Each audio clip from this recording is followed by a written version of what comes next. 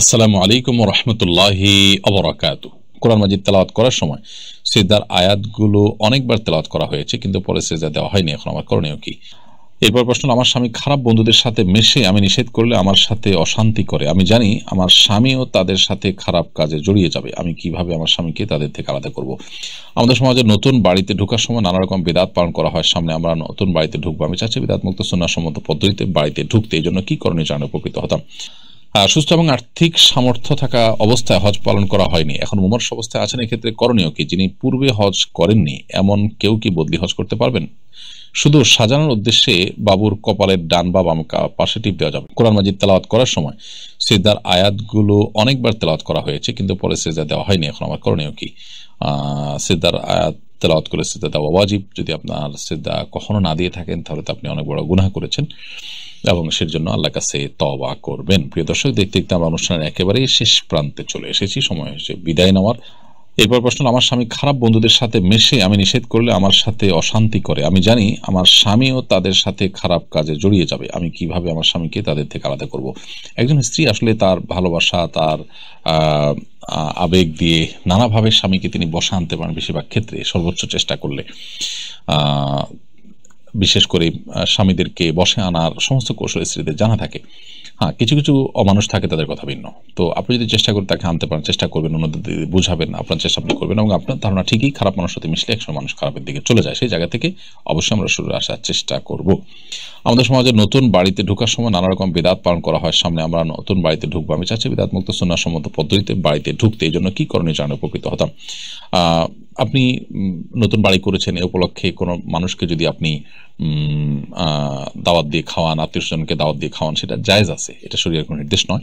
এর বাইরে মিলাদ, কিয়াম ইত্যাদি বা নানা আপনার অনেক আপনার প্রক্রিয়া মানুষ অবলম্বন করে কুসংস্কারের জন্য অনেক কাজ করে, অনেক বিশ্বাস ধারণ করে, সেগুলো আমাদের বর্জন করা উচিত। বিসমিল্লাহ বলে আল্লাহর নামে প্রবেশ করে যাবেন। এবাদত দিয়ে আপনি শুরু করতে পারেন। কোনো একটা নামাজ, 2 রাকাত নামাজ পড়ে, কোনো কোনো আসার থেকে বর্ণিত আছে যে কোনো আসার দ্বারা প্রমাণিত আছে 2 রাকাত নামাজ পড়ে কেউ কেউ তাদের ঘর বাড়ি উদ্বোধন করেছেন বা বসবাস শুরু করেছেন কোনো ভালো কাজ দিয়ে, সেটি হতে পারে। এর বাইরে আপনি বিসমিল্লাহ বলে সাধারণভাবে প্রবেশ শুরু করবেন। বিশেষ কোনো প্রক্রিয়া আপনাকে অবলম্বন করার নির্দেশ বা বাধ্যবাধকতা ইসলাম রাখেনি, বা এখানে কোনো কুসংস্কারচ্ছন্ন বেদাতপূর্ণ কোনো কাজও যেন না হয় সেদিকটা খেয়াল রাখবেন। বিসমিল্লাহ বলে আল্লাহ নাম নিয়ে সেখানে প্রবেশ করবেন। কোনো হারাম কাজ যখন সেখানে না হয় বা বন্ধুর জন্য সেখানে বেশি হয়, সেদিকটা লক্ষ্য রাখবেন। সুস্থ এবং আর্থিক সামর্থ্য থাকা অবস্থায় হজ পালন করা হয়নি, এখন মুমূর্ষ অবস্থায় আছেন, এক্ষেত্রে করণীয় কি? যিনি পূর্বে হজ করেননি এমন কেউ কি বদলি হজ করতে পারবেন? পূর্বে হজ করেননি এমন কেউ বদলি হজ করতে পারবেন না, নিজের হজ আগে করতে হবে, তারপর তিনি বদলি হজ করতে পারবেন।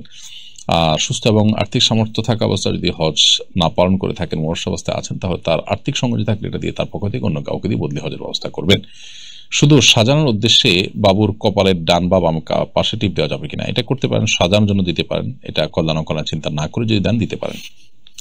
এই প্রথমবার পবিত্র কাবাঘরের কিসওয়া বদলানোর প্রক্রিয়ায় নারীরা অংশ নিয়েছেন বলে বিভিন্ন সংবাদ মাধ্যমে উঠে এসেছে, এটা শরীয়ত অনুমোদিত কিনা? দেখুন, সংবাদ মাধ্যমে যেটি প্রচারিত হয়েছে আমার চোখে পড়েনি। এরকম কিছু যদি হয়ে থাকে যে নারীদের কে কাবাঘরের যে কিসওয়া এটা বদলানোর কাজে ব্যবহার করা হয়েছে, এরকম যদি ঘটে থাকে তাহলে সেটা আমরা শুধু এক কথা বলবো, দুঃখজনক। ইসলাম আমাদের যে সুন্দর জীবন বিধান দিয়েছেন, এখানে নারীদেরকে অধিকার দেওয়ার নাম করে নানা ভনিতা করার, নাটক করার কোনো দরকার নেই। পৃথিবীতে বহু মানুষ, বহু সমাজ মেয়েদেরকে অধিকার দেওয়ার নাম করে তাদেরকে এমন একটা পর্যায়ে নিয়ে এসেছে যেটা আসলে তাদের অধিকার দেওয়া নয়, বরং তাদের প্রতি নানাভাবে জুলুম হচ্ছে। আল্লাহর সুন্নাহ বা আল্লাহর নিয়মের বাইরে বের হয়ে এসে আমরা তথাকথিত সমান অধিকার দেওয়ার যে কথা বলছি, ইসলাম সমান অধিকারের কথাই বলে না কখনো। ইসলাম বলে ন্যায্য অধিকারের কথা বলা, যে ক্ষেত্রে যার যতটুকু প্রয়োজন তার জন্য ততটুকু দিতে ইসলাম বলে। সব ক্ষেত্রে সমান সমান দেওয়ার চিন্তা সঠিক চিন্তা নয়, ইসলাম সেটার কথা কখনো বলে না। এই জন্য কাবার গিলাফ বদলানোর ক্ষেত্রে পুরুষ আছেন, সাথে মহিলারাও থাকতে হবে, তাহলে তাদের অধিকার দেওয়া হবে, এটা ভুল ধারণা।